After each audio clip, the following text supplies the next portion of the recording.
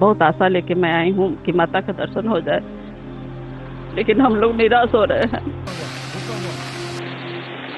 दर्शन तो करके जाएंगे, 2 दिन लगो 3 दिन लगो। हम माता के रानी के दर्शन के लिए आए हैं, दर्शन ही करके जाएंगे। नमस्कार, नवभारत टाइम्स में आपका स्वागत है। आपके साथ मैं हूं विनीत त्रिपाठी। जम्मू कश्मीर का कटरा, पूरी दुनिया से लाखों भक्त मां वैष्णो देवी के दर्शन करने के लिए यहां आते हैं।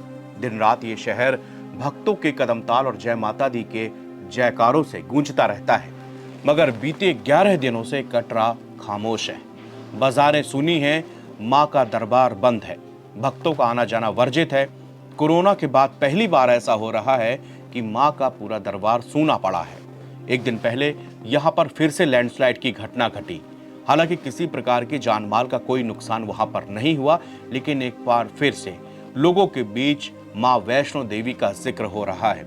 याद कीजिए, जब अर्धकुमारी मंदिर के पहले यानी कि 26 अगस्त के दिन लैंडस्लाइड हुआ था, तब कटरा के रहने वाले सोहन चंद का वीडियो सोशल मीडिया पर वायरल हुआ था। वो चीख चीख कर एक ही बात कह रहे थे कि त्रिकुटा पर्वत को बचा लो, वरना यहाँ पर कुछ नहीं बचेगा। उनका वो वीडियो भयंकर वायरल भी हुआ। उन्होंने बताया कि किस तरह से इस पर्वत में छेड़खानी की जा रही है। माँ के दरबार में वीआईपी प्रोटोकॉल, वीआईपी कल्चर चल रहा है, जबकि माँ के लिए अपने सभी बच्चे बराबर हैं। वो अपने सभी भक्तों को एक बराबर मानती हैं, और फिर भी माँ के नाम पर वसूली क्यों की जा रही है। सोहन चंद ने हमसे भी उन्होंने बातचीत की थी एक इंटरव्यू में। उनका हमने इंटरव्यू करके ये जानने की कोशिश की वो ऐसा उन्होंने क्यों कहा, उनको कौन सी बात, क्या चीज ऐसी बुरी लगी, जिसमें उन्होंने बताया कि इस पर्वत पर जेसीबी मशीनें चलाई जा रही हैं। माँ इसी पर्वत पर विराजमान है, यहाँ पर वो तपस्या करती हैं। यहाँ के कड़कड़ में माँ वैष्णो देवी का अंश है। यहाँ पर पेड़ मत काटो, इस पर्वत को मत उजाड़ो, वरना माँ यहाँ नहीं रहेंगी। ना ये धाम बचेगा, ना ये यात्रा बचेगी, और ना ही ये कटरा बचेगा। वैष्णो देवी के पवित्र धाम में आपदा के बाद विकास बनाम विनाश की बात की जा रही है। आस्था, अंधविश्वास की बातें हो रही हैं, और अध्यात्म और विज्ञान के तर्क दिए जा रहे हैं। धर्म को मानने वालों का तर्क है कि ऐसे धार्मिक स्थलों को छला नहीं जाना चाहिए। रास्ते, इमारतें, विकास काम कहीं और करा लो, मगर इन पवित्र धामों को छोड़ दो। पर्यावरण के जानकार लोग कह रहे हैं कि लगातार पेड़ों और पहाड़ को काटा जा रहा है। इस कारण से प्रकृति का संतुलन लगातार बिगड़ता गया है। विज्ञान भी ये बात मानता है कि अगर प्रकृति के साथ खिलवाड़ किया जाएगा तो इसके गंभीर परिणाम भुगतने होंगे। 26 अगस्त के बाद वैष्णो देवी धाम में लैंडस्लाइड की दूसरी घटना हुई। कटरा के रहने वाले कुछ लोगों का कहना है कि त्रिकुटा पर्वत को नुकसान लगातार पहुंचाया जा रहा है। श्राइन बोर्ड पर भी लोगों ने आरोप लगाए हैं। कहा जा रहा है कि इसी वजह से ऐसे हादसे हर रोज हो रहे हैं। यहां पर मैं आपको साफ कर दूं कि हम अंधविश्वास को बढ़ावा नहीं दे रहे, सिर्फ उन लोगों की बात बता रहे हैं जिन्होंने अपनी पूरी जिंदगी जम्मू के कटरा में बिताई है।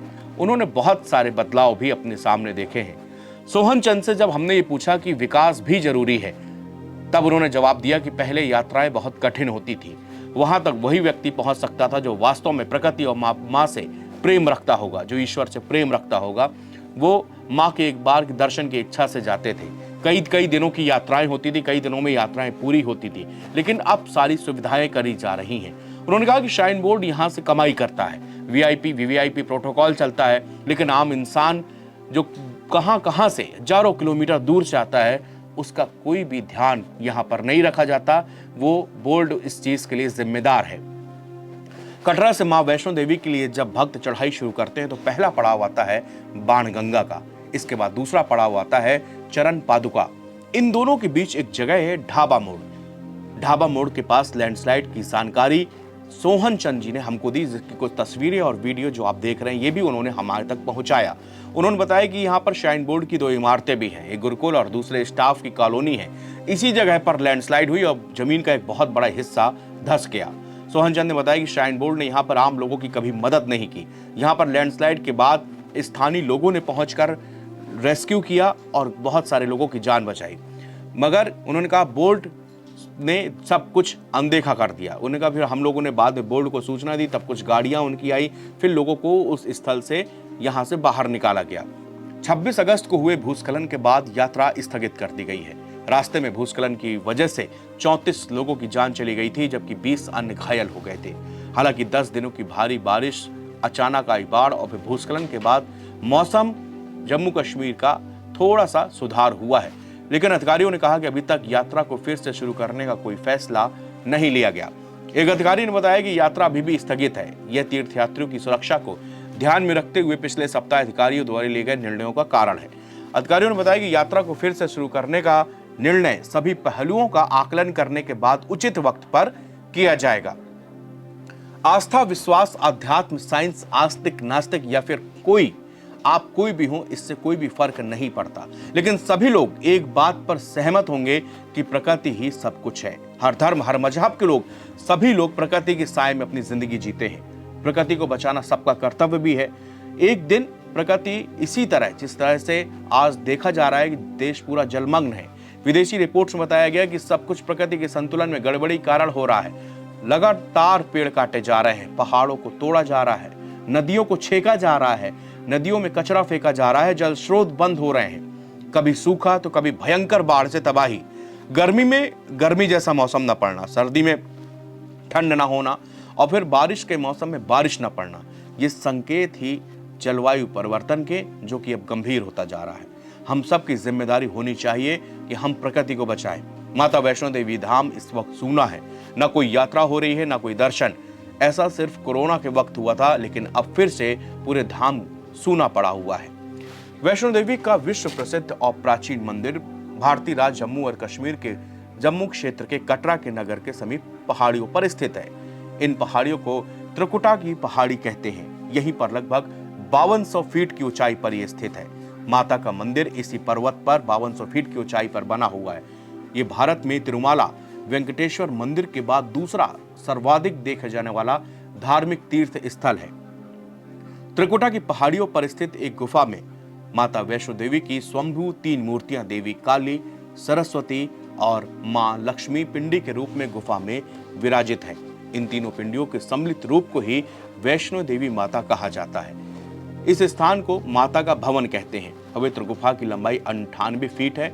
इस गुफा में एक बड़ा सा चबूतरा बना हुआ है। इस चबूतरे पर माता का आसन है, जहां देवी त्रिकुटा अपनी माताओं के साथ विराजमान रहती हैं। भवन वो स्थान है जहां पर माता ने भैरवनाथ का वध किया था और प्राचीन गुफा के समक्ष भैरव का शरीर मौजूद है और उसका सिर उड़कर 3 किलोमीटर दूर भैरव घाटी में चला गया और शरीर यहाँ रह गया। जिस स्थान पर सिर गिरा, आज उस स्थान को भैरवनाथ के मंदिर के नाम से जाना जाता है। कटरा से ही वैष्णो देवी की पैदल चढ़ाई शुरू हो जाती है, जो भवन तक करीब 13 किलोमीटर और भैरव मंदिर तक 14.5 किलोमीटर की होती है। आज कटरा के लोग इस बात को कह रहे हैं कि कोरोना के बाद लग रहा है पहली बार सब कुछ सूना है। बाजारें सूनी पड़ गई हैं, लोग वहां पर नहीं आ रहे हैं, यात्रा में पूरी तरह से प्रतिबंध लगा दिया गया है। ये सब कुछ हो रहा है सिर्फ प्रकृति के कारण। 26 अगस्त को लैंडस्लाइड हुई और 34 लोगों की जान चली गई। लोग वहां कर कह रहे हैं कि इस पर्वत के कड़कड़ में पानी से भरा हुआ ये पर्वत है।